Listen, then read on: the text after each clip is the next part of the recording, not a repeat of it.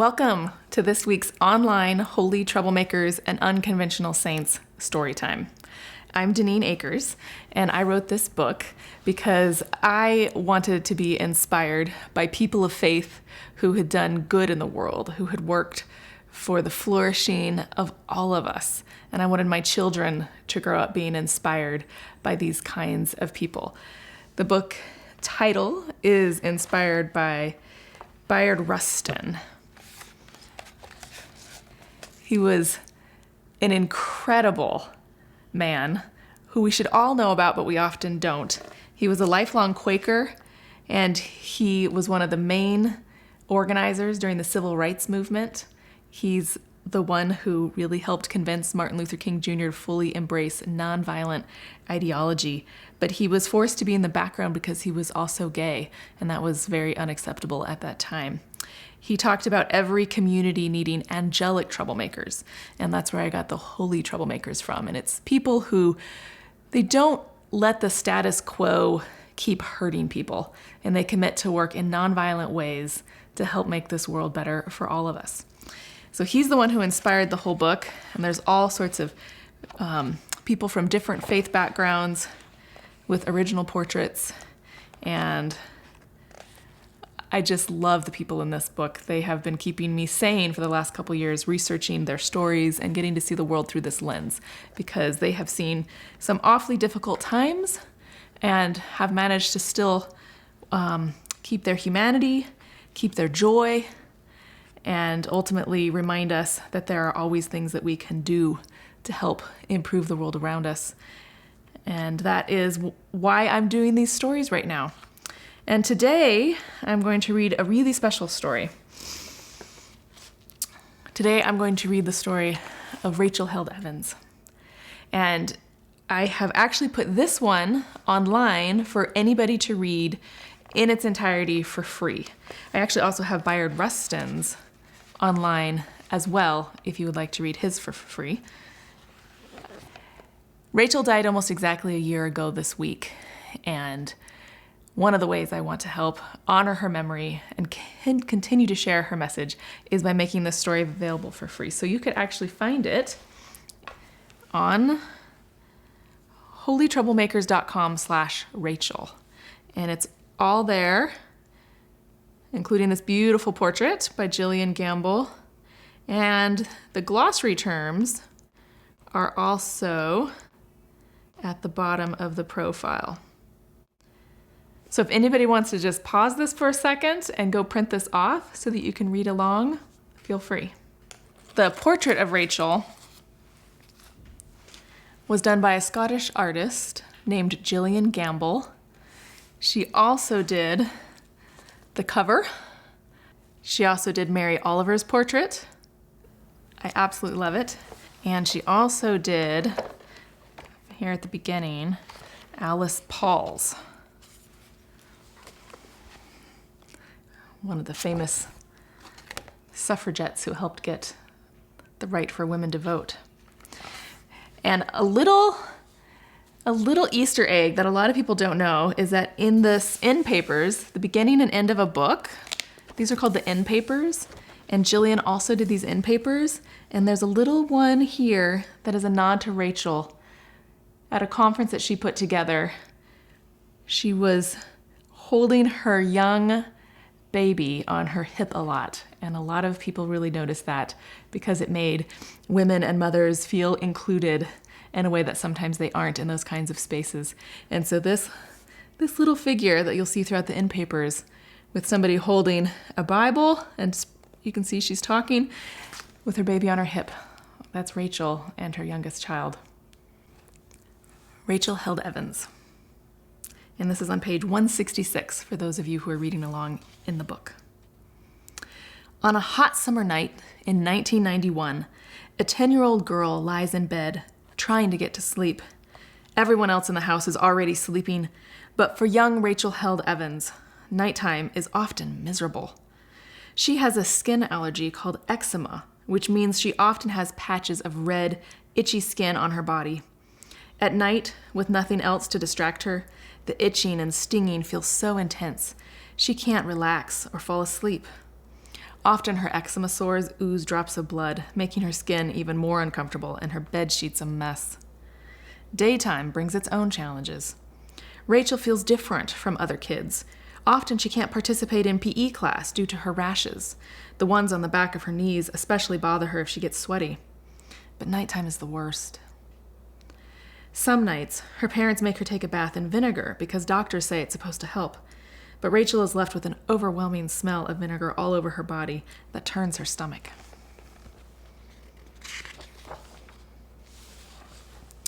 "Hey, sweetie," Rachel's dad gently calls as he opens her bedroom door. "I got up and heard you were still awake. Are you okay?" Rachel melts into tears as her father comes over and kneels beside her bed. He strokes her cheek and hair. "I hate the smell," she says through her tears, "and the vinegar didn't even help. It still hurts everywhere."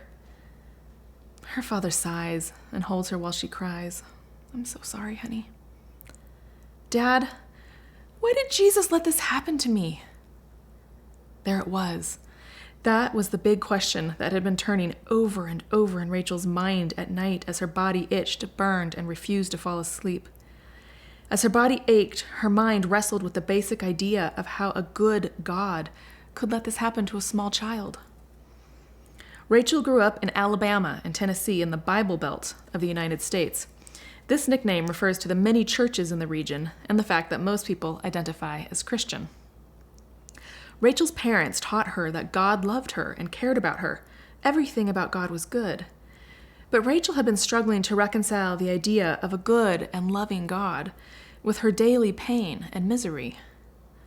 If God was so powerful and so good, why did she have such terrible eczema? "Rachel, I don't know," her dad said, "but I do know that God loves you." This answer stunned Rachel. Her father didn't know. Rachel thought her dad knew everything there was to know about God. Rachel's father was a pastor and religion teacher.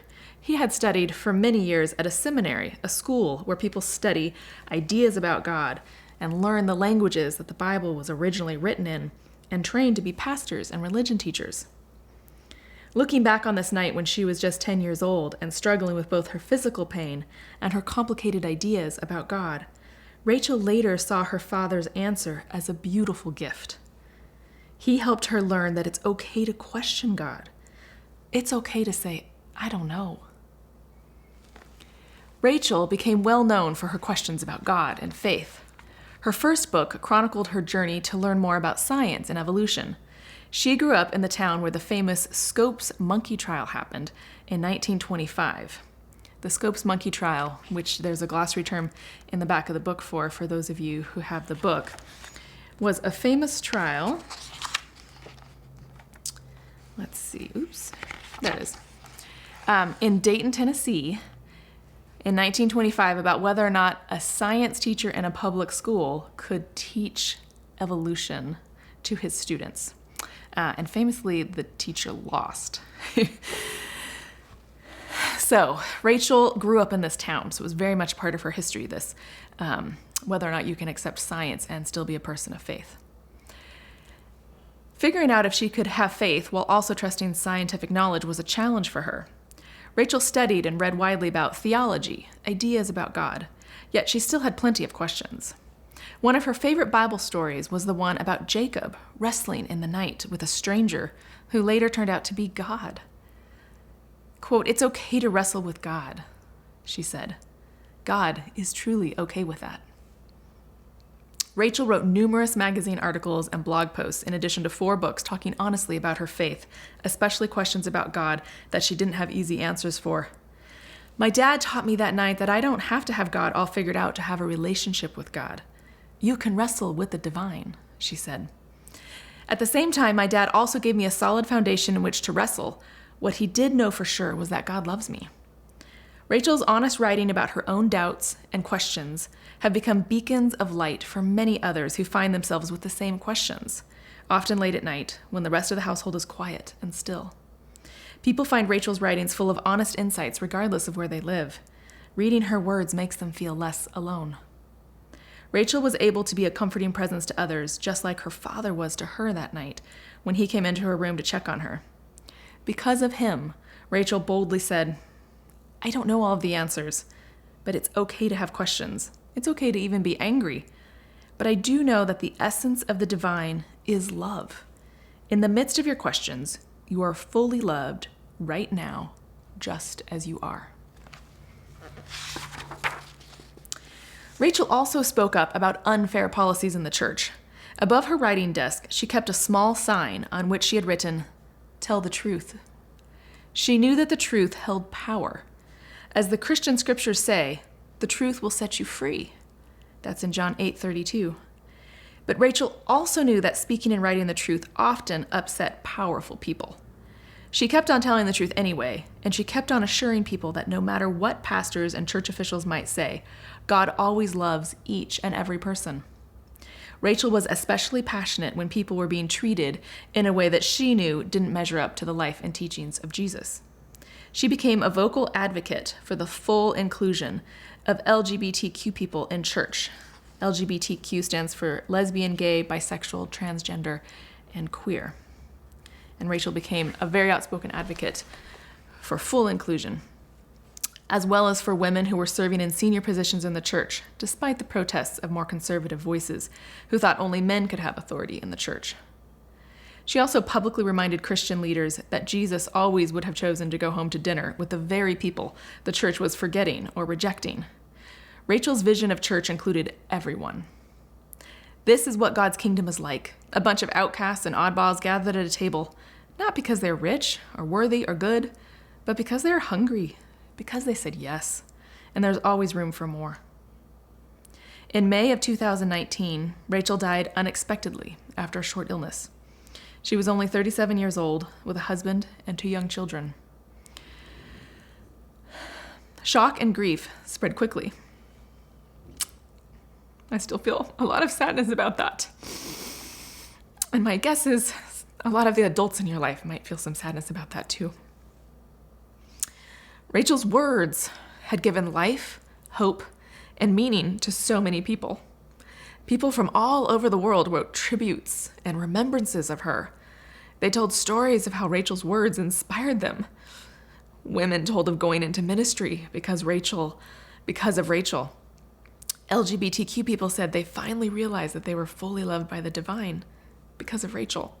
And all kinds of people said they had found their way back to some sort of relationship with God because of Rachel and her work.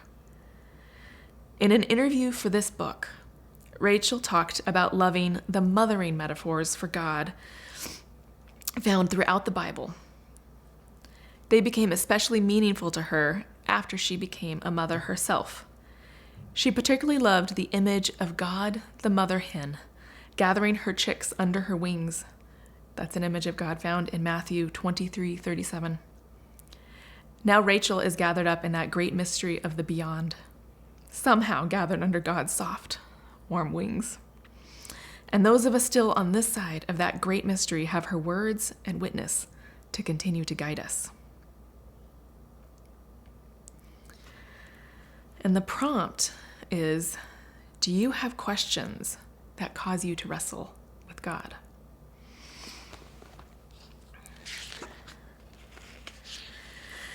Whew. So Rachel is someone who I really wish was here right now, who could give us some insights about all the things going on right now with us as the entire world deals with COVID-19. I would love to hear some of her thoughts. I used to turn to her often to get her insights because she had a fierce courage, sharp intelligence, and yet an overflowing amount of love and grace, especially for anybody who had often been treated poorly by the church or religious people in positions of power.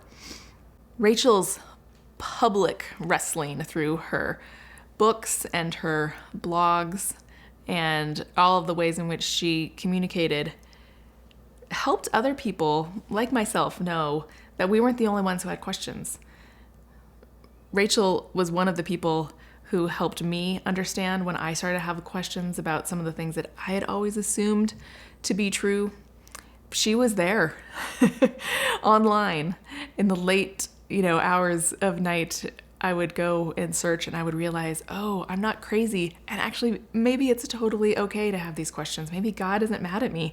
Maybe that's why she put a story of Jacob wrestling with an angel who turns out to be God right there in Scripture, is so that people like me can know that it's okay to wrestle. It's okay to not always know the answers. So I appreciate so much Rachel's example of questions. And she thanks her father with helping her be okay with that idea that it's okay to say, I don't know. And in the midst of that unknowingness, you're still completely and totally loved. I love this pull out here. The essence of the divine is love. In the midst of your questions, you are fully loved right now, just as you are. So maybe you have some questions, long-standing questions that you need to wrestle with God about. And it's okay if it takes you years or if you never even quite arrive at that answer. A favorite teacher of mine talks about good questions being wonderful traveling companions. Sometimes those questions just come along wherever we go in life, and they might not always get answered. I've got some that I have not had answered, and I'm starting to think that maybe the point wasn't to have the answer. It's just to be in that mystery, and that's sort of part of being human.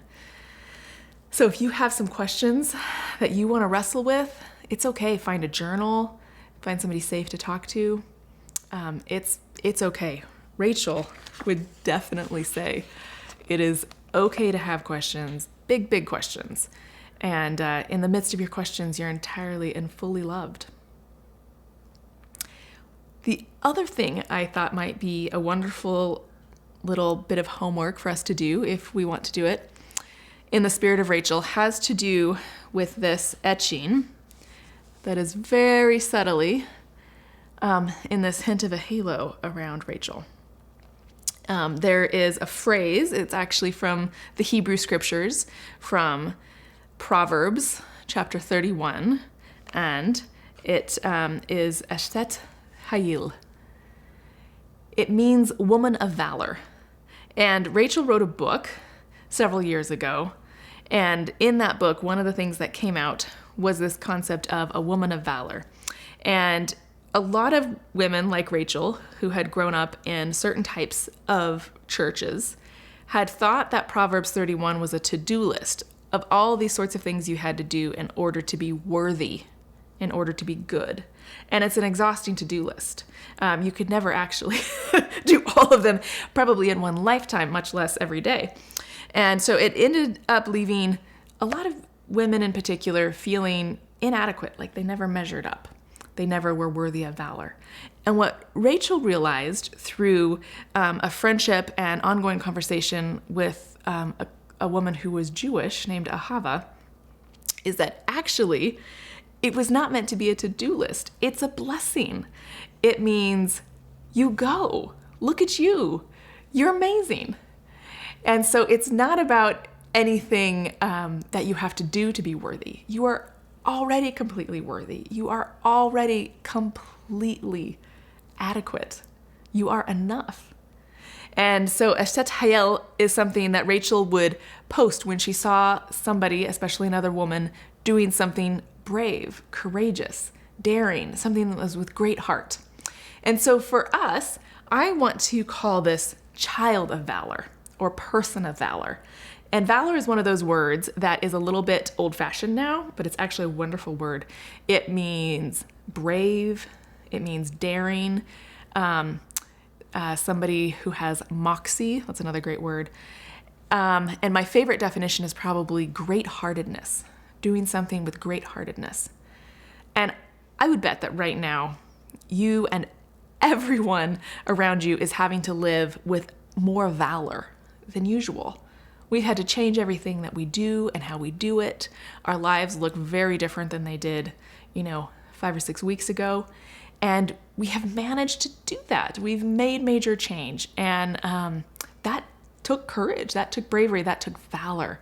And so what is something that you could acknowledge for yourself and give yourself a virtual high five with Rachel Held Evans and say, Eshet Chayil, child of valor, person of valor, what did you do? And maybe if you're feeling extra courageous, you could find something that your sibling or your parent, your grandparent, somebody in your circle right now, your teacher, is doing that you think deserves a little acknowledgement, and give them a hey, well done. I see you. That took a lot of bravery. That took courage. That took patience. Sometimes just not being annoyed at a sibling can take a lot of patience, and that is a form of valor. So I think that would be a beautiful thing that we could do in memory of Rachel this week, but anytime, is let's find ways to acknowledge little acts of valor in ourselves and in other people. And I think that would be a wonderful way to continue sharing her story. Thank you so much for being here. I would absolutely love to hear from you. You can go to holytroublemakers.com and click the contact, or you can email support@watchfire.org. We now also have our own URL on YouTube, thanks to enough of you subscribing. So it's youtube.com/holytroublemakers, and you can find any of the other online story times that we've done.